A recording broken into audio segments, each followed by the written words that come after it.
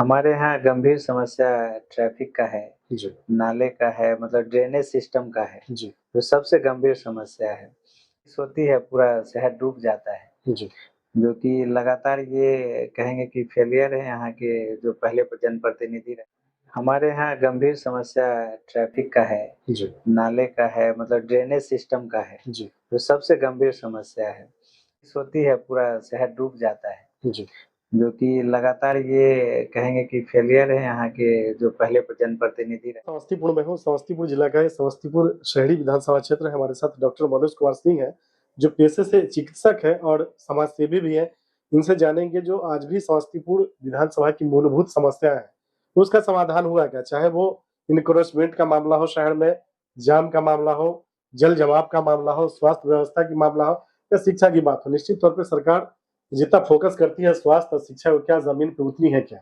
क्या आज भी जो शिक्षा व्यवस्था है और स्वास्थ्य व्यवस्था है वो बीमार है, सुचारू रूप से चल रहा है, उस पे चर्चा करेंगे। लेकिन सबसे पहले जानेंगे कि जो यहाँ से 3 टर्म के विधायक हैं, आज भी जो उनकी उपस्थिति जनता के बीच है, तो क्या एक विधायक रोड ही बनवा सकते हैं या उसके अलावा और भी विकास का बात होता है? तो निश्चित तौर पे जो त्रिस्तरीय जनप्रतिनिधि होते हैं, जिसमें जिला पार्षद होते हैं, पंचायत समिति मुखिया होते हैं, वो भी सड़क का काम करते हैं और भी बहुत सारी योजनाएँ चलाते हैं। लेकिन अगर एक विधायक और सांसद की इच्छा शक्ति हो तो निश्चित तौर पे जो पलायन का एक मुद्दा है, उसपे विराम लग सकता है। इन सब मुद्दों पे चर्चा करेंगे, जानेंगे। सर, आप पेशे से चिकित्सक हैं, जी। तो अच्छी तरह से आप समझ सकते हैं कि आज जो स्थिति है बिहार में, चिकित्सा की, स्वास्थ्य की या फिर शिक्षा की, उसकी स्थिति क्या है? और आप जो शहरी विधानसभा को बुलंद करते हैं, जी, जी। तो आज भी आपके यहाँ सबसे गंभीर समस्या क्या है, जिसका समाधान विगत कई वर्षों में नहीं हो पाया? उन लोगों के द्वारा सुचारू रूप से काम नहीं किया गया है, जिसके कारण ये सब समस्याएँ हैं।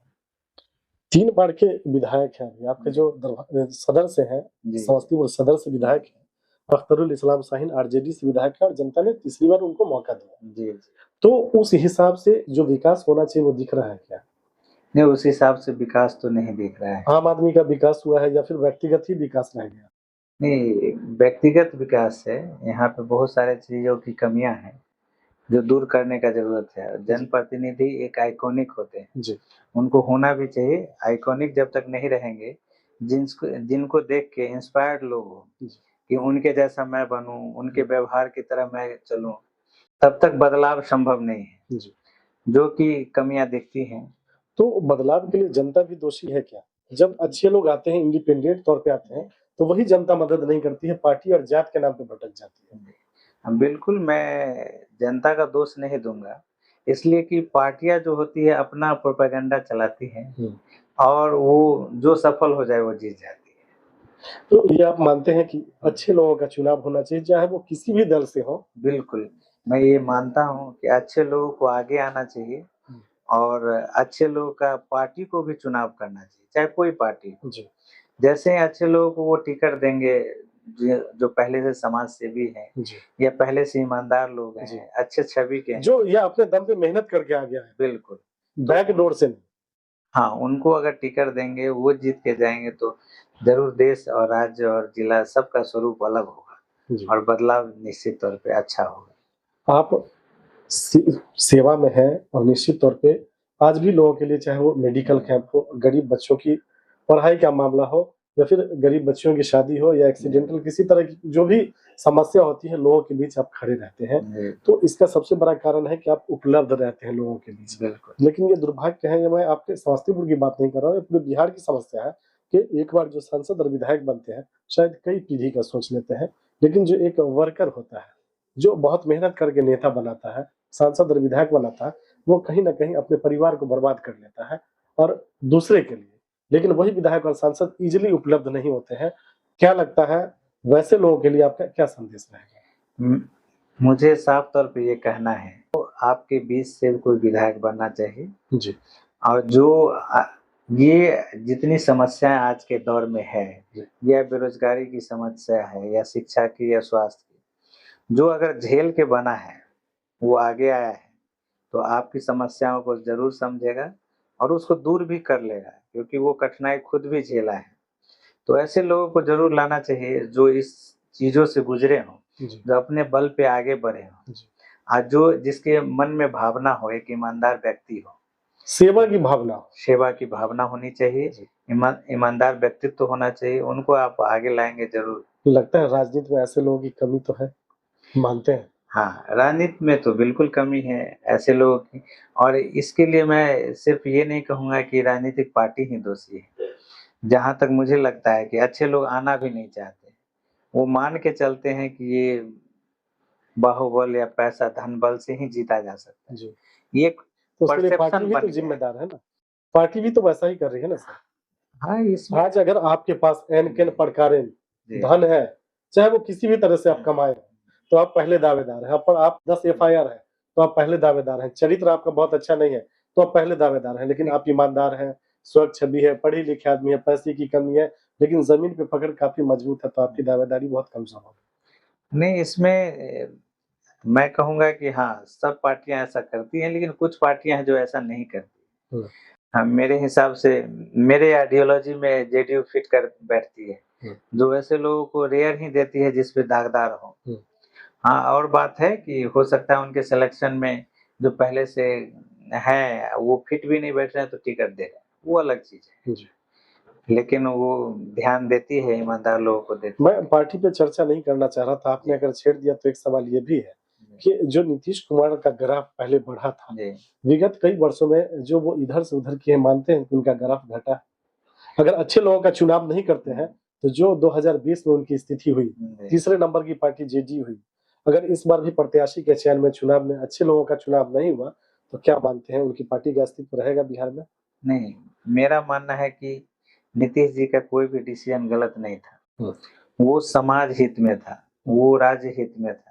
जब भी वो लिए हैं, तो एक बैलेंस करने के लिए ही लिए हैं, और उसमें वो सफल भी रहे हैं। तो चुनाव जो में आप लोगों को ये बात समझा पाएँगे क्या? लोग वोटरों को ये बात समझाना होगा ना? लोग समझ रहे हैं, हुँ।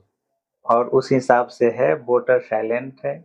उनके साथ, नीतीश जी के साथ, उनके कार्यों के साथ लोग जुड़ा हुआ है, और जुड़ा ही रहेगा। और वो साइलेंटली वोट करता है और अच्छा ही रहेगा, इस बार भी अच्छा रहेगा। विगत 1 सालों में आपका समस्तीपुर विधानसभा में क्या योगदान रहा? कि मैं विगत कई वर्षों से यहाँ पे निःशुल्क सेवा देता हूँ, जी। और गाँव-गाँव में घूम के निःशुल्क दवाई या जो भी जाँच होता है वो फ्री करता हूँ। जो साथ में कोई भी अगर बीमार पड़ता है, या फिर किसी ज़रूरतमंद कोई भी, किसी का बच्चे की शादी में कोई ज़रूरत है, या कहीं कोई आकस्मिक घटना हो गई, दुर्घटना हो गई, तो उसमें मैं हमेशा खड़ा रहता हूँ। कोशिश करता हूँ उनको अपने स्तर से जितना हेल्प कर सकूँ, या किसी सरकारी माध्यम से दिला सकूँ, तो मुझे खुशी मिलती है इससे। जहाँ तक संभव है आप जी, उपलब्ध रहते हैं लोगों के बिल्कुल। लिए। आखिरी सवाल आपसे जो 2025 का विधानसभा चुनाव होना है, जी, उसमें आपकी उपस्थिति रहेगी क्या? चाहे वो दल हो या इंडिपेंडेंट? देखिए, ये चुनाव है, और जी, चुनाव में तो उपस्थिति रहेगी ही, जी, क्योंकि हम एक नागरिक और वोटर भी हैं जी। यहाँ के, तो बिल्कुल एज़ ए रहेगी वोटर उपस्थिति। उपस्थिति रहेगी या एज़ ए कैंडिडेट? कैंडिडेट तो मैं नहीं कह सकता, क्योंकि मैं इंडिपेंडेंट नहीं लड़ने जा रहा हूँ। हुँ, हाँ, अगर कोई पार्टी अगर भाती है, उनको मेरी विचारधाराएँ सूट तो करेगी। आपको भी तो विचारधारा सूट करनी चाहिए ना? हाँ, हाँ, बिल्कुल मेरी विचारधारा एक-दूसरे के में विचारधारा से अगर मिलती है और सिम्बॉल मिलता है तो आपकी उपस्थिति रहेगी। बिल्कुल रहेगी। अगर आपकी उपस्थिति रहेगी तो एक सवाल अब ये बनता है कि कोई पार्टी आपको सिम्बॉल क्यों दे? क्या जनाधार आपके ज़मीन पे? देखिए, आज कई बात हैं। एक तो मैं सोशली करीब 7 वर्षों से यहाँ एक्टिव हूँ। हुँ, जो या मुझे यहाँ मैं पला-बढ़ा हूँ इस शहर में, तो मुझे सब जानते हैं कि मेरी पारिवारिक स्थिति क्या है, मैं कैसा रहा हूँ, जी, बचपन से किस व्यवहार का, किस विचार का रहा हूँ, जी, किसी से छुपा नहीं है। तो इस वजह से मेरे व्यवहार, विचार पता नहीं, जो भी है ऊपर वाले की, भगवान की दया से मेरे अच्छे विचार आते रहते हैं मन में, उसी को मैं उसी पे चलता हूँ। और इस चीज़ को सब जानते हैं, इसलिए हमसे बहुत लोग जुड़े हुए हैं। जो यानी जानते हैं व्यक्तिगत तौर पे। व्यक्तिगत तौर पे, ऐसे मुझे लगता है कि अपने यहाँ समस्तीपुर में कम से कम 15-20 हज़ार लोग होंगे ऐसे, जो व्यक्तिगत रूप से मुझसे जुड़े हुए हैं, जो जानते हैं कि ये अगर क्या है व्यक्ति। आप अगर किसी का भी सिम्बॉल लेके आते हैं तो ये व्यक्तिगत लोग आपके साथ रहेंगे। सिंबल मिलने के साथ तो वो और व्यक्ति जी, वो एक कार्यकर्ता की तरह काम करेगा। हो सकता है वो 15-20 हज़ार जो है वो लाखों में बदल सकता है। इसमें कहीं कोई दो राय नहीं है। चलिए डॉक्टर मनोज कुमार सिंह जी हमसे बात करने के लिए। तो ये थे डॉक्टर मनोज कुमार सिंह जो पेशे से चिकित्सक है और समाजसेवी हैं। निश्चित तौर पे इनका कहना था कि आज भी जो यहाँ की मूलभूत समस्या है, चाहे वो अतिक्रमण हो, जाम हो या फिर ड्रेनेज सिस्टम की समस्या हो, उसका सुधार नहीं हुआ। अगर बारिश होती है थोड़ा-सा तो जल जमाव की समस्या हो जाती है। यहाँ से जो स्थानीय विधायक है, वो राष्ट्रीय जनता दल के हैं और तीसरी बार है। लेकिन जो विकास होना चाहिए, जो समस्तीपुर में काम होना चाहिए, वो शायद नहीं हुआ। आज 2 बड़ी समस्या है यहाँ, भोला टाकीज गुमटी और मुक्तापुर गुमटी। निश्चित तौर पे लोग जाम से जूझते हैं। अगर यहाँ के सांसद और विधायक की इच्छा शक्ति होती तो शायद इसका समाधान संभव था। लेकिन क्रेडिट लेने की होड़ में आज भी ये काम जस का तस पड़ा हुआ है और लोगों ने कहा कि काम हो भी रहा है और उसका उद्घाटन भी हुआ। बहुत सारी बातें हुई लेकिन अभी ज़मीन पे कुछ दिख नहीं रहा है। निश्चित तौर पे जो तीसरे टर्म के विधायक हैं, अगर उनकी इच्छा शक्ति होती, जो पलायन एक मुद्दा है, शायद उस पे लगाम लगता, विराम लगता, लेकिन शायद लोग निजी विकास में ही रह गए और जो आम लोगों का विकास था, वो बहुत दूर रह गया। यहाँ की जनता को भी एक फैसला करना है कि आपके बीच ऐसे लोग भी हैं, जिनकी सभी छवि बहुत स्वच्छ है, ईमानदार हो और परिवार चलाने के लिए निश्चित तौर पे उनको दूसरा रास्ता भी है। अगर वो चुनाव जीतते हैं, तो आपके बारे में सोचेंगे, आपके परिवार के बारे में सोचेंगे, आपके बच्चों के बारे में सोचेंगे, चाहे वो स्वास्थ्य की दृष्टिकोण से हो, शिक्षा के लिए हो और जब तक आपका परिवार शिक्षित नहीं होगा, स्वस्थ नहीं होगा, तो निश्चित तौर पे विकास बहुत दूर की बात है।